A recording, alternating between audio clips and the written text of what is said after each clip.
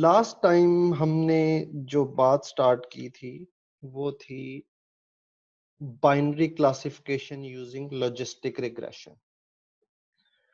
तो अभी तक हमने जो डिस्कशन की है वो ये है कि हम बाइनरी क्लासिफिकेशन कैसे कर सकते हैं लॉजिस्टिक रिग्रेशन पे।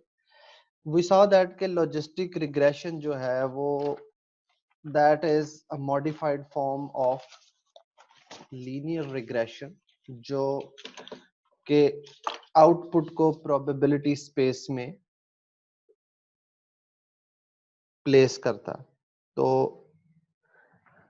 फिर हमने देखा था कि हमें जब भी हमारे पास लेबल्स हैं इनपुट और आउटपुट, आउटपुट को हम यूजुअली लेबल्स कहते हैं। तो जो हमारे पास आउटपुट लेबल्स हैं, हम चाहते हैं कि हमारा मॉडल जो है जो प्रेडिक्शन करे हम उसे गिवन आउटपुट के साथ कंपेयर कर सके कि how good our model is doing. तो उसके लिए हमें एक डिस्टेंस फंक्शन चाहिए था जिसे हमने लॉस फंक्शन या कॉस्ट फंक्शन का नाम दिया था। तो लॉस फंक्शन हमने एक एग्जांपल के लिए कैलकुलेट किया था और कॉस्ट फंक्शन हमने m एग्जांपल्स के लिए कैलकुलेट किया था। लास्ट टाइम हमने ये देखा था कि अगर हमारे पास कॉस्ट फंक्शन हो तो हम किस तरह एक better set of parameter find कर सकते हैं। अब अगर आपको याद हो तो हमारे पास लॉजिस्टिक रिग्रेशन में दो पैरामीटर थे। एक हमारे पास w था जिसे हमने वेट्स का नाम दिया था और दूसरा हमारे पास b था, उसको हमने बायस का नाम दिया था। तो हमने इसके लिए एक एल्गोरिदम यूज किया था जिसका नाम था स्टोकेस्टिक ग्रेडियंट डिसेंट। हमने देखा था कि हमें अलाउ करता है कि हम कोई भी सेट ऑफ वेट्स जो है वो फाइंड कर सकते हैं। और अगर आपको याद हो तो वो एल्गोरिदम जो है उसका अपडेट स्टेप हमने कुछ इस तरह लिखा था कि W is updated as previous W minus learning rate into D by DW of J, जो कि हमारा कॉस्ट था। सिमिलरली अगर हमने B के लिए कैलकुलेट करना है तो that would be like B minus learning rate D by DB of J, which is again the cost function. लेकिन अब इधर एक क्वेश्चन ये पैदा होता है कि ये this algorithm is really good और ये काम भी बड़ा अच्छा करता है, लेकिन W और J के दरमियान रिलेशनशिप जो है वो हम कैसे फाइंड कर सकते हैं। मसलन इस क्वेश्चन को मैं थोड़ा सा ज्यादा एलेबोरेट करना चाहूंगा इक्वेशन से कि W और J में एक्चुअली रिलेशनशिप क्या। आपको याद हो तो Y was sigma wx plus b. This is the w we are talking about, this is the b we are talking about. तो उसके बाद हमने देखा था कि जो हमारा लॉस था that was actually y hat of y, और आगे हमारे पास उसकी वही प्रॉपर इक्वेशन थी log of y hat and 1 minus y into log of 1 minus y hat. So we want to calculate the relation of this guy with this guy. So how can we do that? That is the question we are trying to resolve today. इसके resolution से पहले हम थोड़ा सा हमें idea होना चाहिए। मैंने बताया था कि लॉजिस्टिक रिग्रेशन जो है it is an example of a very small neural network. It's just a neural network but it is a very small neural network. इसीलिए हमने अपनी जो कॉन्सेप्ट्स की अंडरस्टैंडिंग है उसके लिए लॉजिस्टिक रिग्रेशन को चूज किया था, क्योंकि जो कॉन्सेप्ट्स हम लॉजिस्टिक रिग्रेशन में न्यूरल नेट्स से रिलेटेड पढ़ेंगे वही कॉन्सेप्ट्स एज इट इज तमाम डीप न्यूरल नेटवर्क्स जो हैं उन पे भी अप्लाई होंगे। सो टेक अवे ये है कि जो न्यूरल नेट्स हैं इन जनरल और लॉजिस्टिक रिग्रेशन जो है इन पर्टिकुलर, उनमें हम कंप्यूटेशन को दो तरह से ऑर्गेनाइज करते हैं। There are two ways of organizing computations in neural network. एक जो वे है उसे हम कहते हैं फॉरवर्ड पास या फॉरवर्ड प्रोपेगेशन। और जो दूसरा हमारे पास है दैट इज बैकवर्ड पास या बैकवर्ड प्रोपेगेशन को मैं प्रॉप लिखूंगा। सो तो prop means actually the propagation. ठीक है, अब हम देखते हैं कि ये करती क्या है। Let's talk about it and then will draw some diagrams to make sense of कि ये फॉरवर्ड प्रोपेगेशन क्या बला है और ये बैकवर्ड प्रोपेगेशन क्या बला है and why on earth do we need this guys. ठीक है, ओके जी। So let's talk about forward prop first.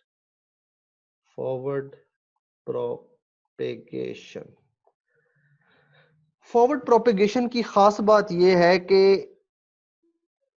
हम जो भी कोई न्यूरल नेटवर्क है उसकी आउटपुट जो है वो फॉरवर्ड पास या फॉरवर्ड प्रोपेगेशन में कैलकुलेट करते हैं। फॉर एग्जांपल, अगर हमारे पास ये एक न्यूरल नेटवर्क है इनपुट और यह हमारे पास आउटपुट आ रही है, तो this is called forward pass.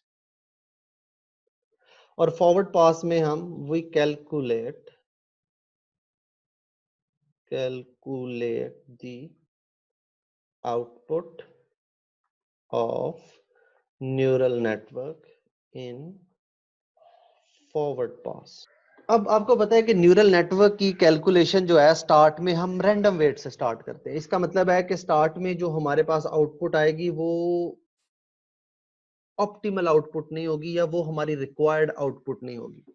और ऑप्टिमल आउटपुट और रिक्वायर्ड आउटपुट वो है जिसमें हमारी प्रेडिक्टेड आउटपुट यानी कि y हैट और हमारी एक्चुअल आउटपुट यानी y में जो डिस्टेंस है वो मिनिमल। इसका मतलब है कि हमें अपडेट करना है अपने पैरामीटर्स को ताकि हमारी आउटपुट ऑप्टिमल आए and that is done using this backward pass. ठीक है, बैकवर्ड पास। सो बैकवर्ड पास क्या करता है? बैकवर्ड पास में we compute gradients to perform gradient descent, जैसा कि हमने ग्रेडियंट डिसेंट पिछली बार पढ़ा था। तो बैक पास में जितनी भी ग्रेडियंट्स हैं वो अपडेट होंगी। याद, अगर आपको याद हो कि ग्रेडियंट क्या है, तो gradient is a fancy name of derivative.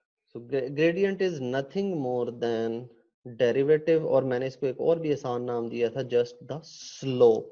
ठीक है, तो ये जो स्लोप है, अब आपका सवाल ये हो सकता है कि why are we interested in slope? So just let me give you a very small example, बल्कि हम इसकी फिर एक कंक्रीट एग्जांपल भी करेंगे कि किस तरह जो है हम ग्रेडियंट्स को अपडेट करते हैं। फॉर एग्जांपल, अगर आपको याद हो तो मैंने इस जगह पे ये कैलकुलेट करना है d by D W of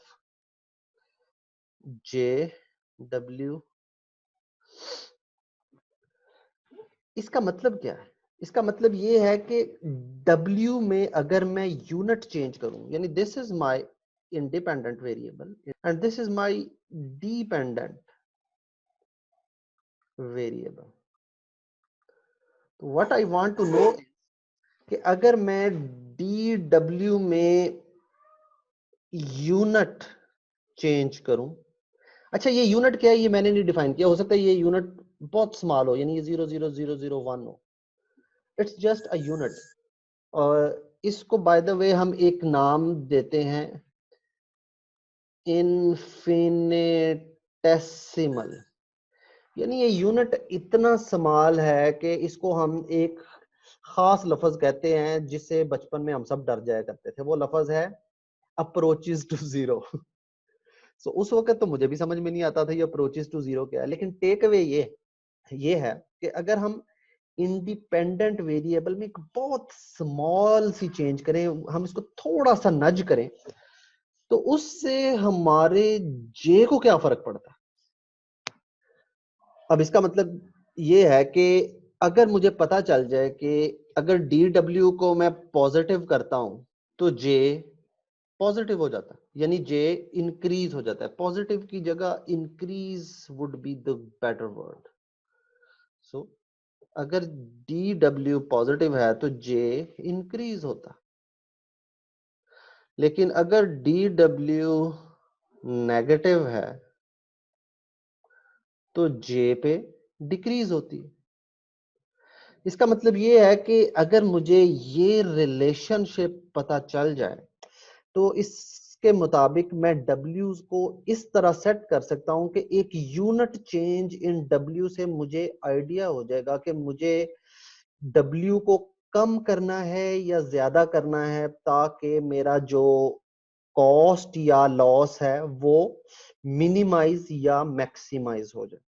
That is why we are very interested in this relationship. Sir एक And question sure, please go sir, ahead. हमने नेगेटिव नेगेटिव वैल्यूज चाहिए कि स्मॉलेस्ट चाहिए? बेटे नेगेटिव नहीं चाहिए, हमें जीरो चाहिए, मिनिमल चाहिए। अच्छा, और आपको पता है ना ठीक कि है। y की मिनिमल वैल्यू हमने जो प्रोबेबिलिटी स्पेस है उसमें मिनिमल वैल्यू क्या है हमारे पास? जीरो। सही। याद है ना आउटपुट जो थी, हाँ, नहीं नहीं, आउटपुट हमने सही। 0 से 1 में इसीलिए रखी थी ना, ताकि हमारे पास वैल्यू जो है 0 और 1 के दरमियान है। Okay, so okay. we are interested in minimizing this JW और उसके लिए हमें ये relationship चाहिए। We want this relationship. लेकिन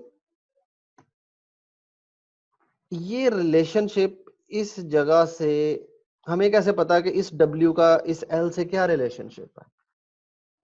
We don't know that.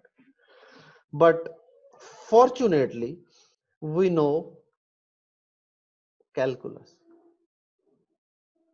And calculus will help us to get this guy. ठीक है? तो इसलिए we are always interested in calculating d by dw of jw. तो अब ये क्वेश्चन हमारा सॉल्व हो जाना चाहिए कि why on earth we are interested in this guy? We are interested in this guy because this guy will help us to get our weights tuned. अब अगला आंसर ये है कि how to get this guy. क्यों? क्योंकि how इसलिए है कि दरमियान में तो बहुत सारी इक्वेशन है। ये W इस सिग्मा पे डिपेंड करता है, ये सिग्मा इस Y पे डिपेंड करता है, ये Y इस लॉग पे डिपेंड करता है, ये लॉग इस लॉस पे डिपेंड करता है, ये लॉस इन टर्न आगे जाके J पे डिपेंड करता है। तो there is a series of और चेन ऑफ रिलेशनशिप्स। ठीक है, तो जब भी इस किस्म के रिलेशनशिप होते हैं, इन्हें स्टडी करने के लिए हम अपनी, आपको पता है हमारी हमेशा से आदत है कि हम अपनी जिंदगी आसान करने की कोशिश करते हैं। So we always study these kind of things in terms of computational graphs. Now that's a new thing. You guys may be wondering now what is a computational graph. So we are going to talk about it today. बल्कि हम computational graph की एक example भी करेंगे and then उसके बाद जो है अगर हमारे पास time हुआ तो फिर हम आगे logistic regression पे चलेंगे। So computational graph helps us to understand why a particular organization or particular equation is organized in a particular way. Now that seems really bad, so I'll just write an example. Let's do an example. Suppose करें हमारे पास एक बड़ी आसान सी equation है, we have a really easy equation जिसमें हमारे पास एक j है which is dependent on 3 variables and the relationship is given by this easy equation.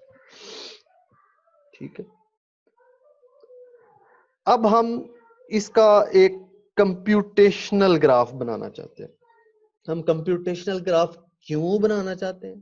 ताकि हम देख सकें कि ये B इस J को कैसे अफेक्ट करता है, ये C इस J को कैसे इफेक्ट करता है, और या ये A इस J को कैसे इफेक्ट करता है। दैट इज व्हाई हम इसका एक कंप्यूटेशनल ग्राफ बनाना चाहते हैं।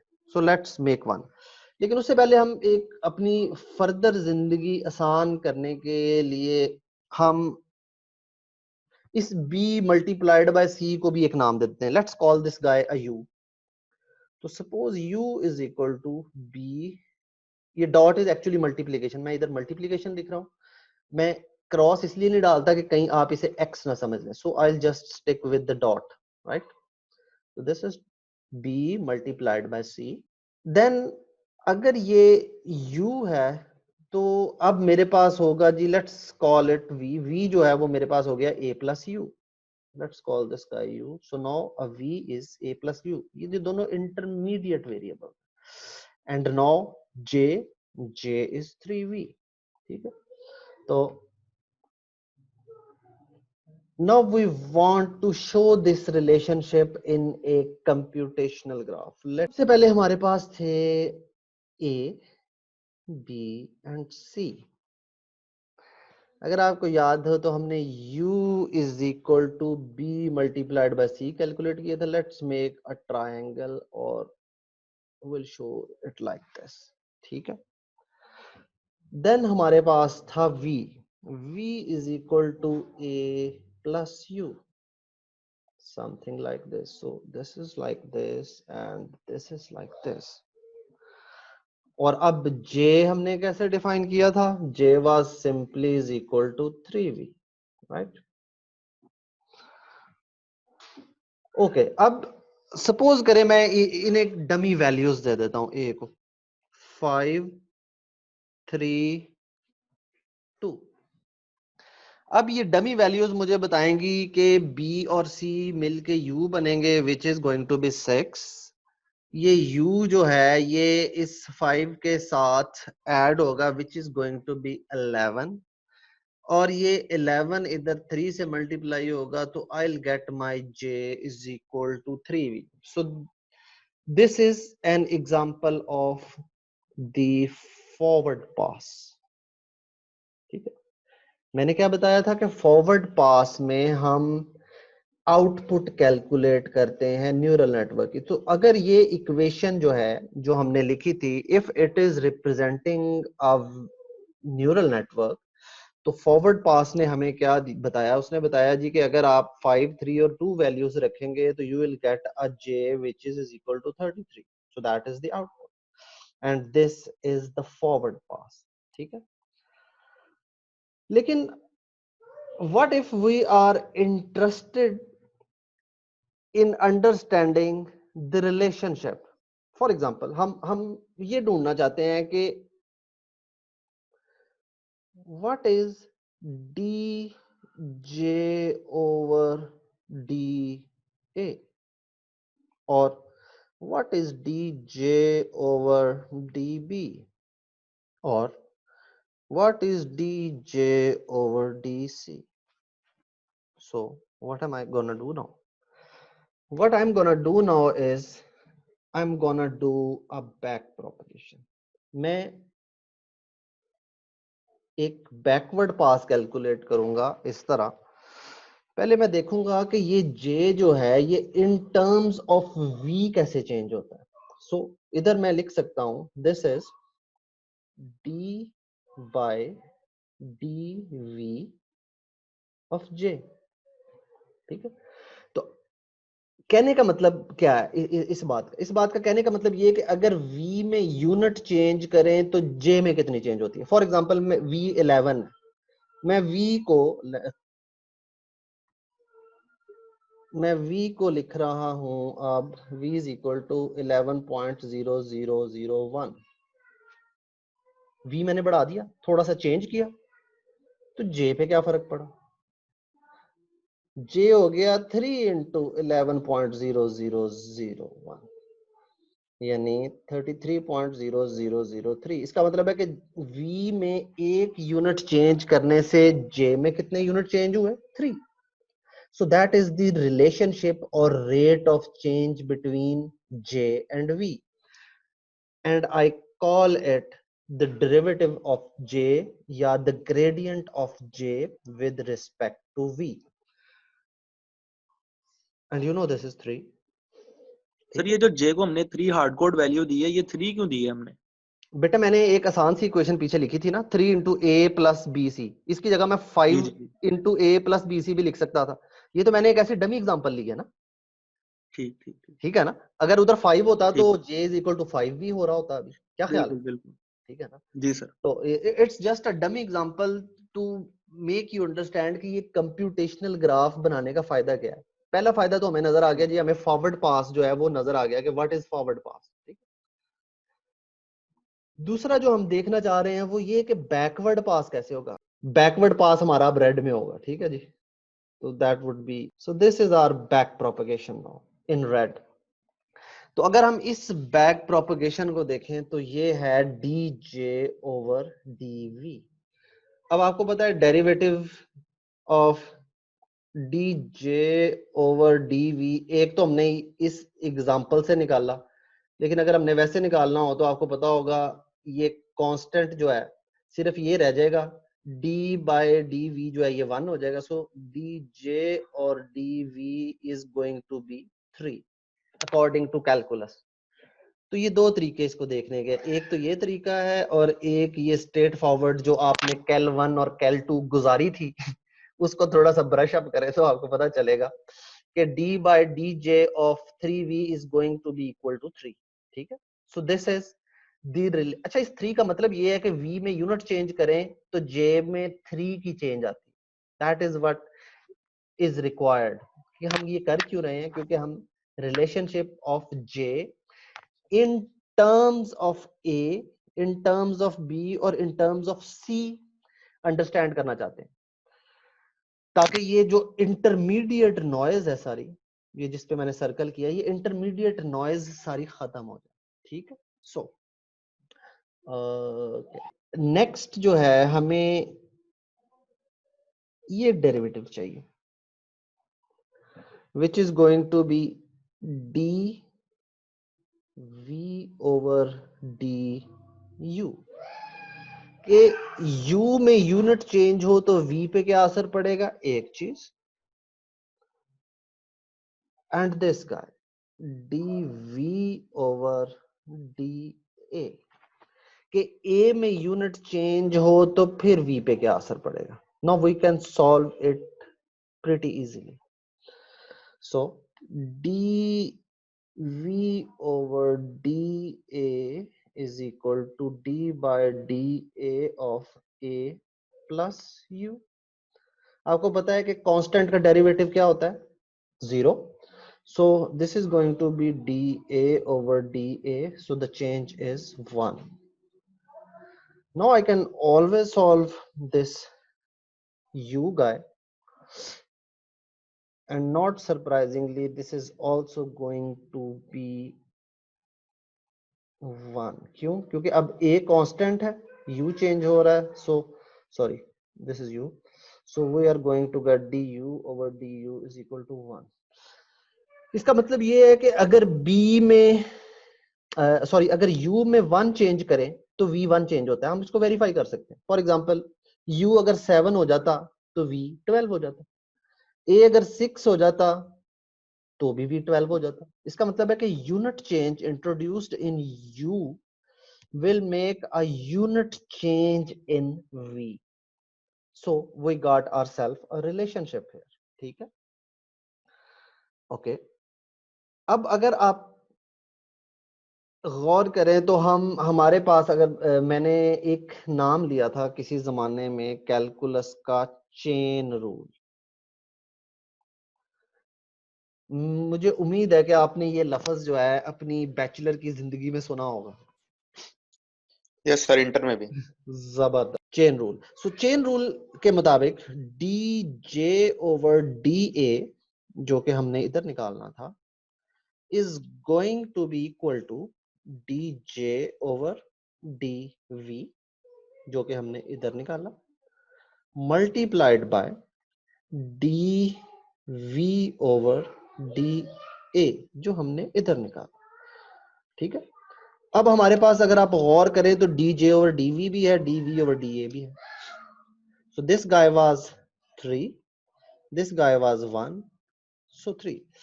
so now I have a really pretty relationship showing me कि अगर मैं a में सिंगल चेंज करूं यूनिट की तो j में 3 की चेंज आएगी।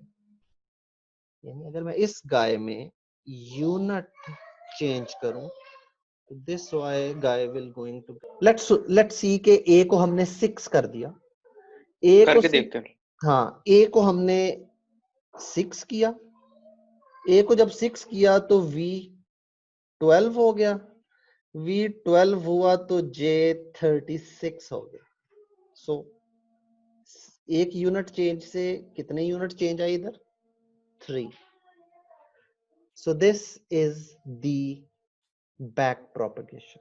बैक प्रोपगेशन हमें अलाउ करती है कि हम लॉस फंक्शन को, अब मैं थोड़े से वर्ड चेंज कर रहा हूं, बैक प्रोपगेशन हमें अलाउ करती है कि हम लॉस फंक्शन को इन टर्म्स ऑफ मॉडल के पैरामीटर्स, याद है ना पैरामीटर्स ए बी और सी थे, स्टडी कर सकें। और इस पर्टिकुलर बैक प्रोपगेशन को स्टडी करना बहुत आसान हो जाता है अगर हम ये कंप्यूटेशनल ग्राफ यूज करें जो कि अभी हमने बनाया। तो ये जो भी हमने बनाया, ये सारी तस्वीर, this is called the computational graph. इस कंप्यूटेशनल ग्राफ में एक साइड का रिलेशनशिप जो था, that was using black, this black, this guy. So this arrow was forward prop का मतलब है propagation, do keep that in mind please. और this red relationship is now backward propagation, ठीक है। फॉरवर्ड प्रोपेगेशन क्या करता है? आउटपुट देता है सिंपली। बैकवर्ड प्रोपेगेशन क्या करता है? हमें रिलेशनशिप देता है आउटपुट के विद इनपुट, और यही रिलेशनशिप यूज करता है फिर ग्रेडियंट डिसेंट इस ए बी और सी को अपडेट करना। Sir I have a question. Sure sir हमने फॉरवर्ड जब प्रोपगेशन कर ली है तो हमें पता चल गया कि हमारी ओरिजिनल इक्वेशन 3v थी, तो उसमें ये चेंज आ रहा है इस हिसाब से। बिल्कुल सही। तो अब जो ओरिजिनल इक्वेशन है जिसमें a प्लस बी इंटू सी है, अगर हम डायरेक्ट कोई वैल्यू चेंज करते हैं a की, जैसे आपने 6 की, इसी तरह b की कोई वैल्यू चेंज करते हैं तो वो ऑटोमेटिकली हमें j में नजर आ रहा है। तो ये बिल्कुल ऐसा ही है। बैकवर्ड प्रोपगेशन करने का हमें क्या फायदा कि हम वेरी अपनी गुड, कैलकुलेशन भी कर रहे हैं? That's a really good question. देखें, इस केस में आपके पास पैरामीटर जो था वो था ए, और आपके पास इंटरमीडिएट स्टेट थी सिर्फ 2, और वो भी बड़ी आसान सी, ठीक है। Imagine a deep neural network with like 8 layers. उसका मतलब है कि उसमें इंटरमीडिएट 8 से 9 स्टेजेस हैं। जी sir.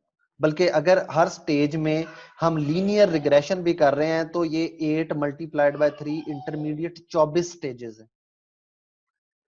Nobody wants to do that with him. So अगर हमें रिलेशनशिप मिल जाए कि के output in terms of input का रिलेशनशिप क्या है, याद है ना ये d by d a of j क्या है, कि a में यूनिट चेंज करूं तो j पे क्या असर पड़ेगा। तो अगर मैं यही चीज कैलकुलेट कर दूं इनपुट और आउटपुट पे फॉर अ डीप नेटवर्क, तो I no longer need to worry about the intermediate stages. ठीक है, अब मैं इनपुट, यानी इनपुट तो मैं वैसे कह रहा हूं क्योंकि अब मैं हर लेयर पे, ये थोड़ी सी आगे की बात हो सकती है इसलिए अगर समझ में ना आए तो जस्ट डोंट वरी। अब मैं हर लेयर पे वेट्स जो हैं वो अपडेट कर सकता हूं, क्योंकि अब मुझे पता है कि वेट में यूनिट चेंज करने से मेरे लॉस पे क्या असर पड़ेगा। और मैं लॉस को 0 क्यों करना चाहता हूं? क्योंकि मैं मॉडल को ऑप्टिमाइज करना चाहता हूं। That is why I am trying to get dj over da। ठीक है। और सर एक क्वेश्चन ये है कि इस केस में तो हमारे जो इंटरमीडिएट स्टेजेस हैं उसमें तो सिर्फ v और u है, 2 ही हैं जो हमने एग्जांपल लिया है। बिल्कुल सही है। व्हाट इफ अगर इंटरमीडिएट आपने बात की कि वो 8 स्टेजेस हो सकती हैं, 9 हो सकती हैं, देन चेन रूल की जो शेप है वो किस तरह की होगी? बिल्कुल, ये हमारा जो नेक्स्ट क्लास का टॉपिक है उसमें हमने एग्जैक्टली ये जो कंप्यूटेशनल ग्राफ है ना, ये हमने लॉजिस्टिक रिग्रेशन पे लगाना है और हम सारी कैलकुलेशन भी करेंगे। This should give you a pretty good flavour के मामलात कैसे हो, क्योंकि अभी तो मैंने सिर्फ आपको इंट्रोड्यूस करवाई है ना ये डिवाइस की। ये एक डिवाइस है जिसे हम device, mathematical device, what I am trying to say is कि computational graph is a mathematical device which allows us to understand. लफ्ज understand जी बहुत सर। important है। It allows us to understand forward pass and it allows us to understand backward pass. तो अब आपको at least ये idea जरूर होगा कि यार न्यूरल नेटवर्क में फॉरवर्ड पास क्या होता है और न्यूरल नेटवर्क में बैकवर्ड पास क्या होता है। ठीक, तो जी इस सर। कंप्यूटेशनल ग्राफ को इंट्रोड्यूस कराने का मकसद ये था कि ये जो इस किस्म के एब्स्ट्रैक्ट कॉन्सेप्ट्स हैं ना न्यूरल नेट के, ये आपके अंदर इनग्रेन्ड हो जाएं कि यार ये होता क्या है। वरना तो आप लोगों को ये लफ्ज कहते सुनेंगे बट नोबडी हैज आइडिया कि फॉरवर्ड पास क्या होता है और बैकवर्ड पास क्या होता है। But now you have a very good idea.